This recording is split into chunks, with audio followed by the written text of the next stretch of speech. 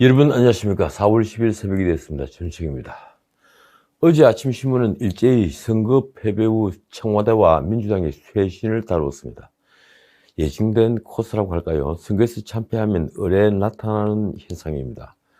그건 선거 때만 국민이 주인이기 때문입니다. 더 낮은 자세로 섬기겠다.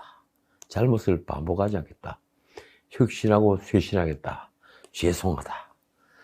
이틀 전 민주당도 그랬습니다. 그러나 고개를 숙이고 하는 이런 말들은 대개 곧 잊힙니다. 그들은 곧 지배자로 다시 돌아가고 국민은 다시 피지배자로 돌아갑니다. 이건 빈번한 선거를 특질로 하는 현대 민주주의 초기부터 있었던 일입니다. 장자크 루소는 사회계약론에서 이렇게 말했습니다. 영국 국민은 자유롭다고 생각하지만 그건 중대한 착각이다. 그들이 자유로운 건 대표를 선출할 때뿐이며 대표가 일단 선출되면 영국인은 다시 노예로 돌아가 버린다. 루소가 이 글을 썼을 때는 왕정이었죠. 그런데 영국은 그때 이미 민주주의를 구현하고 있었습니다. 정말 우리는 노예로 돌아가야 하는 것입니까? 이틀 전에 조선일보에는 대형 사설이 하나 있었습니다. 이 내로남불 아집 무능정권에 대한 준엄한 심판이라는 제목의 사설은 통렬한 농고문 같았습니다. 이 농고문은 문 정부의 폭주를 하나씩 짚어갑니다. 수백만 명의 자영업자 소상공인을 벼랑 끝으로 내몬 소득주도 성장 정책과 성장률이 추락과 실업사태를 부른 방기업 친노조 정책, 그리고 세금주도 성장으로 국가 채무가 폭증한 것을 심판대에 올립니다. 문 대통령이 혼자 결정한 탈원전으로 7천억을 들인 월성원전의 경제성 평가를 조작해서 폐쇄해버린 사실, 집값을 잡겠다면서 내놓은 정책 실패로 집값은 폭등해 서민은 집을 살 수 없고 집 가진 사람은 세금 폭탄을 맞은 사실, K방역을 자랑했는데 확진자는 줄지 않고 백신 접종 꼴찌 국가가 된 사실도 도마 위에 올랐습니다. 내각제를 했다면 그 하나하나가 모두 정권이 퇴진할 수 있는 대형 악재들입니다. 사실을 조금만 더 볼까요? 문 대통령은 북한 비핵화보다 김정은과의 정상회담 쇼에만 열중했습니다. 북한이 질질 매다 보니 대북전단금지법을 만들고 북한이 외교, 국방, 통일 장관을 비난하면 줄줄이 교체했습니다. 북한이 우리 공무원을 총살하고 불살라도 항의 한 번 못 했습니다. 과정은 공정하고 결과는 정의로울 것이라고 했는데 조국의 딸은 가짜 스펙으로 의사가 됐습니다. 추미애의 아들은 휴가 특혜를 누렸습니다. 대통령 딸 해외 이주를 도운 이상직 의원은 수백억대 횡령 배임에도 무사하며 윤미향은 위안부 할머니를 앞세워서 자기 배를 불렸지만 의원이 됐다고 썼습니다. 이 사실 때문인지 이상직에 대한 구속영장이 어제 청구됐다는군요. 대통령 친구를 당선시키려고 공작을 벌인 울산시장 선거 개입 사건 재판은 중단되어 있고 월성문전 사건과 라임 옵티머스 사건 수사팀은 공중 분해시켰습니다. 아직 다 읽지도 않았지만 숨이 찹니다. 사설은 이래서 내로남불이 문 정권의 상징어가 됐음을 지적합니다. 사정이 이러니 민심은 오래전에 부글부글 끓고 있었던 것입니다. 이번 보궐선거에서 분노한 민심을 본 민주당은 재빨리 지도부가 총사퇴하고 비대위로 전환했습니다. 4월 8일 긴급의총에서 사퇴가 결정됐습니다. 사실 지도부 총사퇴는 예정된 수순입니다. 자신들이 할 수 있는 가장 세인 수준의 인적 쇄신이라는 것이죠. 과연 그런가요? 선거 참패는 다들 알다시피 부동산 정책 실패가 누적된 이 대중의 분노에 도화선이 됐기 때문입니다. 이 정권 출범 때부터 공정을 내세우면서 자신들은 불공정으로 사익을 챙겨왔다는 내로남불이 대중이 좌절하고 분노한 권력의 실체이자 분노의 원천이었습니다. 그래서 비대위로 간다는 것인데 이 비대위원장이 된 도종환 의원은 친문계 58명이 모인 민주주의 4.0이라는 단체의 이사장입니다. 결국 다시 친문이 헤게모니를 쥐인 것으로 그 나물에 그 밥인 셈이 됐습니다. 당연히 곧 있을 전당대회에서 선출될 새 지도부도 친문이 장악할 가능성이 매우 높습니다. 이처럼 비대위부터 친문으로 구성되자 최고위원회에서 물러난 노웅래 의원이 어제 라디오에서 직격탄을 날렸습니다. 국민에겐 이 사람들이 아직도 국민을 절로 보고 있는 거 아닌가 이렇게 보일 수 있다. 절로 보는 거 맞죠? 그는 벼랑 끝에 서서 혁신을 해야 하는 마당에 쇄신의 얼굴로서 당내 특정 세력의 대표를 내세우면 그건 면피성으로 눈 가리고 아웅하는 식이 될 것이라고도 했습니다. 결국 겉으로만 쇄신이지 친문은 민심 위반에 어떤 책임도 지지 않을 모양입니다. 사실 180석 무소불위의 권력으로 공수처법 개정안과 임대차 3법을 비롯한 수많은 악법을 밀어붙인 권력의 폭주에 대한 책임을 임기가 거의 다한 원내대표와 최고위원들이 물러나는 쇄신의 형식으로 진다는 것도 어불성설입니다. 그래도 들리는 소문대로 5월 2일 당대표의 친문 홍영표 의원이 나서고 오는 16일 원내대표의 친문 윤호중 의원이 나선다면 결국 쇄신은 친문이 형식적으로 벌이는 쇼에 지나지 않는 게 됩니다. 하긴 지금 민주당 원내대표나 당대표에 관심을 가질 국민이 얼마나 되겠습니까? 돌이켜보면 지난 선거의 승패는 오래전에 결정되어 있었습니다. 이 선관위조차 내로남불이나 무능위성 같은 단어가 문 정권을 의미한다는 걸 인정하면서 그런 단어를 투표 동의어 캠페인에 사용할 수 없다고 할 정도였으니 말입니다. 이제 내로남불은 금수저와 함께 뉴욕타임스에도 소개되어 전 세계의 문정부를 상징하는 단어가 되었습니다. 영어로도 내로남불입니다.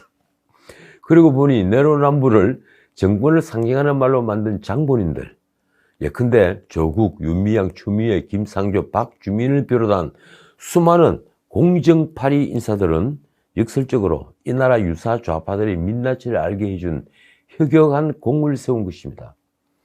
이 나라 국민들 10 중에 7은 이미 그 내로남불의 윗선에 학을 떼고 있었습니다. 그런 대중을 모른 박영선은 내로남불 권력의 정점에 있는 문 대통령을 두고 대한민국은 문재인 보유국이라며 친문에 아첨하기 바빴습니다. 선거운동으로는 최악의 멘트를 날린 겁니다. 물론 박영선도 대중의 험악한 모습을 본 뒤로 선거운동 기간 내내 문 대통령을 다시는 언급하지 않았습니다. 심지어 자신을 공천한 민주당마저 옷에서 지웠습니다. 2002년 대선에서 노무현 후보가 국민 후보를 내세우면서 포스터에 새천년 민주당 이름을 조그맣게 써놓은 것을 연상시켰습니다. 그러나 박영선은 똑같이 네거티브 전략을 펴면서도 노무현 후보가 보였던 반전은 보이지 못했습니다. 어떻든 문 대통령도 국민의 질책을 엄중히 받아들인다며 일종의 대국민 사과를 하고 민주당 지도부는 말씀드린 대로 고개를 숙이면서 총사퇴를 했습니다. 그런데 놀랍게도 청와대든 민주당이든 분노한 민심의 발원지가 된 부동산을 비롯한 정책 변화에는 입을 꾹 다물고 있습니다. 문 대통령은 더욱 낮은 자세로 보다 무거운 책임감으로 국정에 임하겠다는 말밖에 하지 않았습니다. 민주당은 이낙연부터 국민의 화가 풀릴 때까지 반성하겠다면서 납작 엎드린 신용을 했지만 벌써부터 친문끼리 당권 경쟁에 불이 붙었습니다. 제가 어제 방송에서 메뉴는 전혀 바뀌지 않았다고 말씀을 드린 이유입니다. 조선일보 기사 제목이 이렇습니다. 국민 86%는 정책을 바꾸라는데 당청은 국정기조 유지. 오죽했으면 한국노총에서 이런 성명을 냈겠습니까? 고개를 숙이고 철저한 성찰과 혁신을 말하지만 그 말을 믿을 국민이 몇이나 될까 싶다. 신문마다 이 사설과 칼럼으로 이번 보궐선거에서 드러난 민심을 헤아려 부동산 정책을 과감히 수정하고 국정 변화를 하라고 권유하지만 문 정부, 문 대통령에게는 속이의 경길기일 뿐입니다. 당장 오세훈 시장과 홍남기 장관이 맞붙는 형국이 되고 있습니다. 서울시와 정부가 충돌하는 모양새입니다. 홍남기는 오 시장이 취임한 8일 주택 공급은 지방자치단체가 단독으로 할 수 있는 게 아니다라고 말했습니다. 오 시장이 재개발, 재건축 규제를 완화하려는 움직임에 제동을 건 것입니다. 오 시장은 선거운동 때 취임 일주일 안에 주요 재건축 단지에 대한 안전진단에 착수하겠다고 약속했습니다. 그는 5년 동안 36만 채를 공급하고 35층 룰을 폐지하겠다고 약속했습니다. 이러니 공공주도로 주택 공급을 한다는 홍남기 변창흠의 보관과는 충돌할 수밖에 없는 것입니다. 문제는 결국 공공주도 주택 공급이냐 아니면 민간 자율에 맡기느냐 하는 문제입니다. 누가 이길까요? 장담하건대 이 문제는 홍남기가 질 수밖에 없는 문제입니다. 대중이 공공주도의 주택을 원하지 않기 때문이죠. 어제 아침 조선일보 박정훈 논설위원 칼럼은 조국의 말을 빗대서 분노를 멈춰서는 안 된다고 썼습니다. 그러고 보니 이번 보궐선거에 민주당이 참패하자 뉴욕타임스에까지 그 원인인 내로남불이 당사자로 지목된 조국은 아직 일절 말이 없습니다. 페이스북에 어떤 글도 쓰지 않고 있습니다. 박정훈 위원은 11년 전 조국이 이명박 정권을 겨냥해서 파리가 앞발을 싹싹 비빌 때 사과한다고 착각하지 말라고 쓴 것을 상기시켰습니다. 파리가 발을 비빌 때는 빨아먹을 준비를 할 뿐이라는 것이죠. 박 의원이 내린 결론은 이렇습니다. 진정성 없이 앞발 비비는 파리에게 어떻게 해야 하는지도 11년 전에 조국이 가르쳐 주었다. 그는 우리는 이놈을 때려잡아야 할 때이다. 퍽 이라고 썼다. 자, 이제 대중의 시선은 자연스레 11개월 뒤에 대선을 옮겨가고 있습니다. 저는 여당의 후보에는 별 관심이 없습니다. 어차피 권력은 몰락할 것이고 비록 친문은 아니지만 이재명 지사가 그 권력에 기대는 한 지지세 확산에는 한계가 있기 때문입니다. 더욱이 이재명은 호불호가 극명한 후보여서 친문이 그 대항마를 내세우면 민주당 후보도 장담할 수 없다고 생각합니다. 문제는 야당의 후보입니다. 김종인은 보궐선거가 끝나자 박수를 칠 때 떠나는 모습을 연출했습니다. 솔직히 저는 그가 이번 선거 승리에 어떤 역할을 했다고도 생각하지 않습니다. 이번 선거는 문 대통령의 실정에 대한 분노의 폭발이었지 야당이 대한 세력으로 인정을 받았기 때문에 이긴 게 아니기 때문입니다. 어쨌든 국민의힘은 여전히 후보단 후보를 가지지 못하고 있습니다. 결국 문제는 이렇게 귀결됩니다. 윤석열이 국민의힘 후보가 될 수 있을 것인가? 이 문제는 난제 중의 난제입니다. 윤석열이 누굽니까? 바로 국민의힘 전신인 새누리당을 와해시킨 장본인입니다. 전에도 수차 말씀드렸지만 그는 박근혜 전 대통령 탄핵의 근거를 마련한 데다가 박근혜, 이명박 두 전직 대통령을 구속시킨 뒤 엄청난 형량을 구형한 사람입니다. 문 정권 출범의 1등 공신을 둘 꼽으라면 한 사람은 윤석열이고 한 사람은 김종인입니다. 그런데 김종인은 국민의힘 비대위원장으로 당의 정치성을 흔들었고 윤석열은 이제 야권 대선 후보가 되려 합니다. 정치판에 영원한 동지도 적도 없다고들 말하지만 반문 하나로 어제의 적과 뭉칠 수 있을까요? 적과의 동침입니까? 그런데 이틀 전 여론조사에서 놀라운 변화가 있었습니다. 이 보궐선거가 양당 후보의 싸움으로 끝나자 윤석열의 지지도가 추락을 한 것입니다. 여론조사기관 엠브레인, K스탯, 코리아리서치, 한국리서치가 4일에서 7일까지 공동으로 조사한 결과는 이재명 24%, 윤석열 18%, 이낙연 10%입니다. 이재명은 그 앞주와 똑같은데 윤석열은 무려 7%포인트가 하락을 한 결과가 나왔습니다. 그래서 윤석열이 국민의힘에 들어갈 수밖에 없다는 예상이 많아지고 있습니다.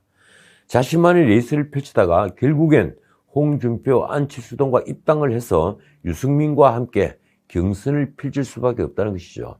그러나 윤석열은 그 전에 김종인 등과 손을 잡을 가능성이 더 크다고 저는 봅니다. 아마도 한국의 마크롱 같은 방식을 택할 가능성이 높습니다. 그렇게 되면 선거는 3파전이 됩니다. 그만큼 윤석열이 국민의힘에 들어간다는 것은 상상을 뛰어넘는 파장이 있을 것이기 때문입니다. 자, 오늘은 여기까지입니다. 이 민주당에서 4.7 보궐선거 참패의 원인을 언론이 편파 보도로 돌리고 있습니다.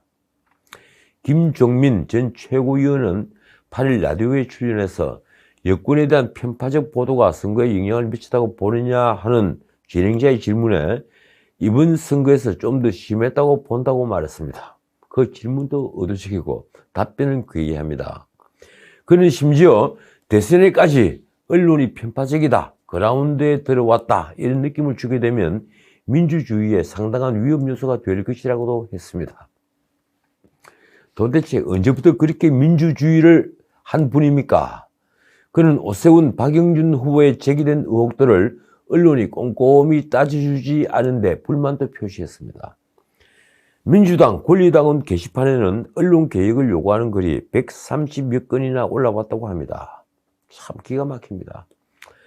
제가 들은 방송은 종합편성 채널 3정도를 제외하면 지상파를 포함한 나머지 6개 채널은 모두 정반대의 모습이었습니다. 입법 사법부까지 장악한 데다가 이미 2개의 공영방송, 2개의 뉴스 채널에 직접적인 영향력을 행사하고 방송위원회까지 가지고 있는 권력이 언론이 편파 보도를 탓하는데 웃지 않을 사람이 누가 있겠습니까? 이런 걸 사자성어로 적반하장이라고 합니다. 혹시 개가 웃는 걸 보신 적이 있습니까? 저는 요즘 개가 웃는 걸 자주 봅니다. 개가 웃는 세상이 되었습니다. 지금까지 전인책이었습니다.